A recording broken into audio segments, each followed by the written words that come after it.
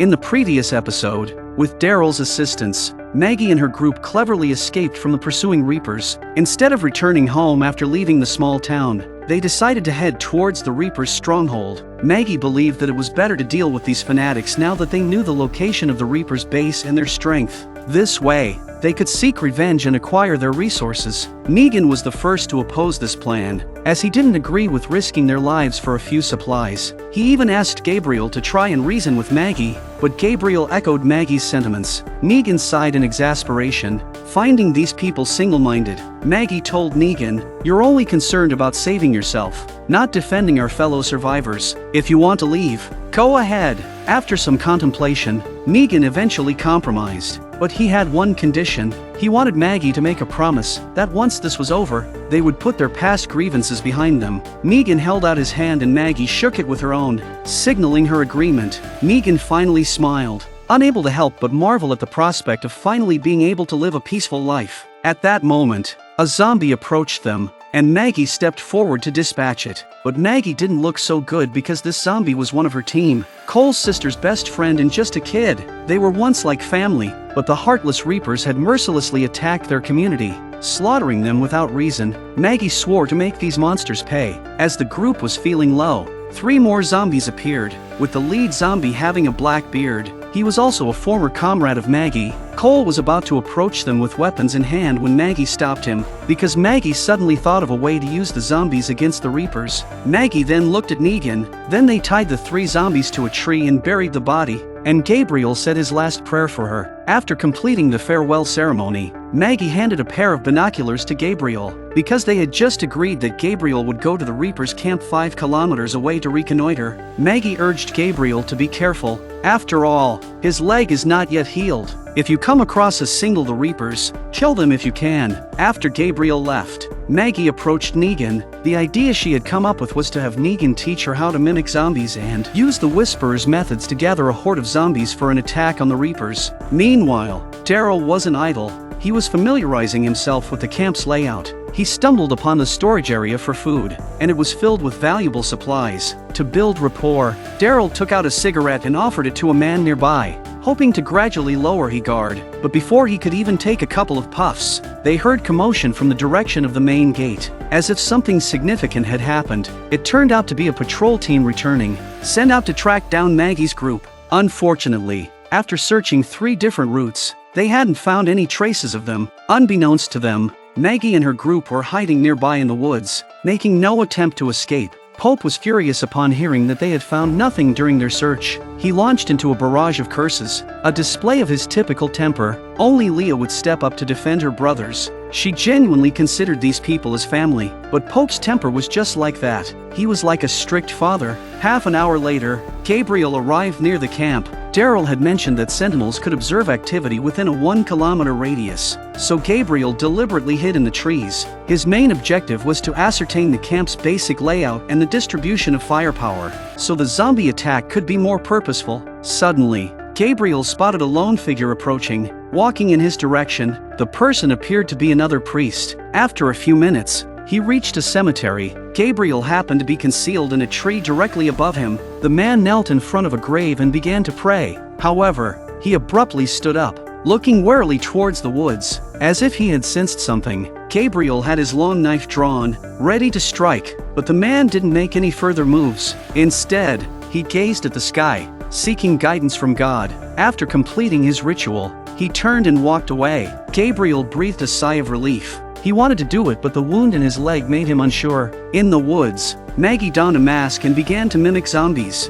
Following Negan's instructions, she initially faced some difficulties, but gradually mastered the technique and blended in with the zombies. Now, she could move among them without being recognized. Soon Gabriel returned and gave a general description of the camp. Now they can take action. Maggie charted a course of attack based on the camp's terrain. Their immediate goal was to gather more zombies. Wearing masks, they mingled with the zombies, gradually increasing the size of the zombie horde. This survival of the Whisperers is really unique. The house they came to is the one Gabriel came across on the road, and it's full of zombies. Negan and Maggie quickly arrived at the front door and began to remove the boards that secured it. As soon as the door was opened, they mimicked the zombies and led them out to meet up with the zombies. 2 hours later, the zombie horde had grown to a significant size, which surprised Maggie. Maggie had never seen the Whisperers. Cole, who was walking in the front, turned his head and saw a familiar face, which was his lost sister, who had turned into a zombie. Cole's emotions began to spiral out of control.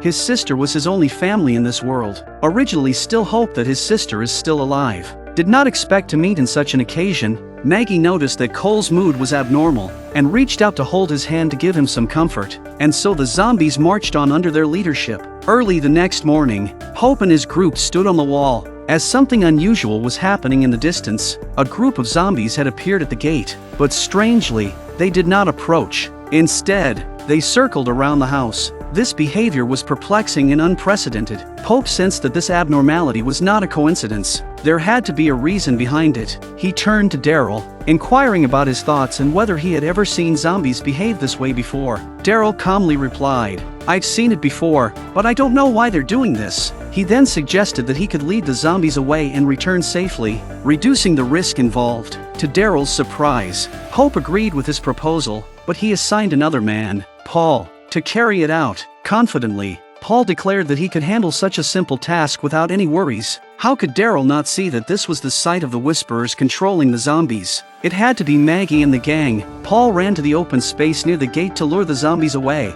Thinking it was an easy mission, little did they know that this played right into Maggie's scheme. The Reapers, with their larger numbers, are well equipped to eliminate those who operate alone. Leah kept in touch with Paul on the walkie-talkie, telling him to be careful and not to get careless. Paul said flirtatiously, "Don't worry, it's just a simple mission. I'm a delicacy in the eyes of the zombies." Paul didn't listen to his teammates' advice. Just as Paul was getting complacent, another group of zombies appeared behind him. This guy turned his head and his face finally changed. Dozens of zombies were closing in on Paul from all directions. Bad situation here. After speaking, Paul began to eliminate the approaching zombies. After all, Paul, with his special forces background, had unquestionable combat skills. In no time, several bodies were lying on the ground. Just when Paul was on the verge of killing, Paul was blinded by how the zombies could dodge the attack and still use the dagger. Paul was hit by 2 daggers in a row. The combat power was greatly reduced and soon surrounded by zombies, and finally was pounced on the ground. What awaited Paul was watching his own body torn apart.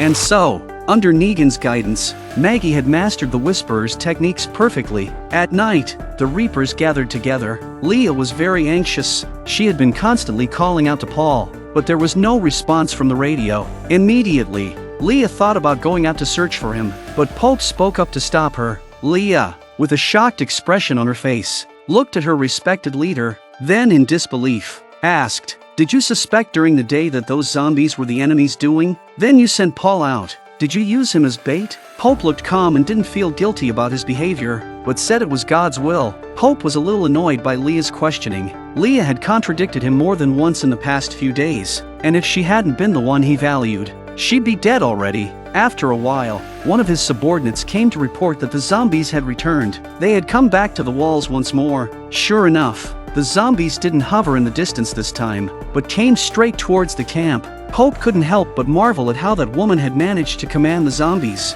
Something unheard of since the apocalypse began. It was truly impressive. Daryl pretended to inquire if the walls could hold up against the zombies. Pope assured him that there was no need to worry. On one hand, the walls were very sturdy, and on the other hand, it wasn't easy for the zombie horde to approach this place. As soon as he finished speaking, explosions could be heard in the distance. Daryl was somewhat concerned. He hadn't expected this old man to have planted landmines outside. Explosions continued to occur within the zombie horde, each one shattering several zombies. Daryl seemed to have noticed something as he looked through binoculars into the distance. Maggie and Gabriel were in the middle of it. They were slowly getting away from the zombies and heading towards the other side of the fence. Daryl looked at the people around him, relieved that they hadn't noticed anything unusual. Then again, these people had no dealings with the Whisperers, so naturally they wouldn't know that there were living people mixed in with the zombie horde. Maggie and Gabriel stumbled their way to an unguarded section of the perimeter fence and removed their headgear. They were looking for a gap to sneak in unnoticed. However, as they glanced up, they spotted another person on patrol. This caught them off guard. It was something they hadn't anticipated. Just when they were wondering what to do next, A familiar voice echoed in the distance. Daryl sauntered over casually, explaining that Pope had ordered him to patrol the area and check for any irregularities. The man didn't think much of it, considering they had been smoking together earlier in the day. Daryl took out another cigarette and handed it over to the man, who accepted it with satisfaction. Daryl then took out a matchstick to light the cigarette, but he pretended to burn his fingers. The man bent over to pick up the dropped matchstick, but in that moment, Maggie and Gabriel heard Daryl's voice, followed by a body dropping from above. It was clear that this wasn't the time for conversation. They quickly moved the body to the edge of the fence to avoid being seen by others. He motioned for Maggie to head to the unguarded area he had scouted earlier. Next, Daryl made his way to the food storage room. Daryl tried to get the door open early, and after picking the lock he quickly turned around and left. Meanwhile, explosions rang out at the main gate. Negan and Cole were guiding the zombies inside, but now there are mines everywhere, so they have to follow the zombies. Suddenly, a nearby zombie triggers a mine. Shrapnel hit Cole's thigh, and Negan's arm was also injured, but they both gritted their teeth to hide the pain. After a short adjustment, they support each other and continue to lead the zombie forward. It was their job to get the zombies under the wall. By now Daryl was back on the wall. Leah notices his absence and asks where he's been. Daryl raised his hand and said, "I went to get a weapon." Leah found it strange that the zombies below seemed to be congregating again. Little did she know that the two lead zombies were actually living people in disguise. Negan and Cole endured the pain and continued to disguise the fence is getting closer. Pope's face is also grave at this point. The enemy is tougher than he thought. So, he instructed Leah to prepare a secret weapon. Daryl has a bad feeling they're hiding something else. He couldn't help but worry that Maggie's plan might encounter a sudden twist. Meanwhile, in the rear of the camp, Maggie emerged from a corner. She knew about this gap because this had once been their home, before it was ruthlessly taken over by the Reapers. The air was thick with the stench of decay, likely a dumping ground for the Reapers, which meant no one was guarding this area. They were ready to split up for their respective tasks. Maggie was in charge of heading to the storage room, with their primary objective today being food. Gabriel was going to sneak into the building to get a goodie that Maggie had hidden in there. Once he had it, he was to wait on the rooftop for further instructions. Maggie instructed him to follow the hallway until it ended, then take a right, and the item would be hidden in the innermost room. Gabriel surveyed his surroundings and spotted the drainage well Maggie had mentioned. He removed the surface cover and reached inside. After a brief search, a smile crept onto his face. The item was still there. At the main gate, the zombies were closing in on the perimeter fence. Daryl followed Leah to the roof of the building. Wrapped in canvas was what they called their secret weapon. If the fire is launched, the zombies will be wiped out in no time. But Daryl was more concerned about their comrades hidden among the zombies. He thought quickly about the countermeasure to stop the Reaper Scythicar from firing. Then Daryl walked up to Leah and tried to find a way out of her. Then Daryl started talking about the past, about what had happened at the cabin. Leah, too, was drawn into the memories. She even asked Daryl, "If you had chosen me, would we have lived happily ever after there?" Before Leah could finish speaking, Pope's voice came over the intercom asking Leah how ready the Reaper Scythicar was. Watch Daryl's expression closely. He hesitated to decide whether to act and eliminate Leah. Before Leah could answer, Pope made his way to the roof. He was impatient to eliminate the horde of zombies below. Daryl's mind was filled with complex thoughts. On one hand, he contemplated how to eliminate Pope, and on the other, he worried that Leah might betray him. Fortunately, Leah chose to hide it. Pope approached Daryl and said, "I hope that after all of this is over, you can help me find that woman and bring her to me." After speaking, Pope moved to the edge to assess the situation below. Daryl was itching to act. Now was the perfect time. However, just as they were conversing, Maggie quietly made her way towards the food storage room. To her surprise, she found a car parked there and quickly hopped into it, hoping to see if she could start it and possibly use the vehicle to ram the gate open. She searched for keys inside the car but couldn't find any. Maggie pried open the keyhole to reveal the wires inside, and then cut the wires with a knife, hoping to start the fire by bumping the two wires together. At that moment, there was the sound of a walkie-talkie from outside. A man rushed over, as it seemed they had discovered that the lock on the storage room had been tampered with. Maggie quickly lowered her head but continued her work. His attention was on the door. It was precisely at that moment that the car finally started. Maggie shook off the man and took control of the vehicle, slamming the accelerator to the floor as she charged toward the entrance. Maggie saw that the distance is almost ready, directly opened the door and jumped down. The impact and subsequent roll left her with several bruises, but her eyes remained fixed on the car. Fortunately,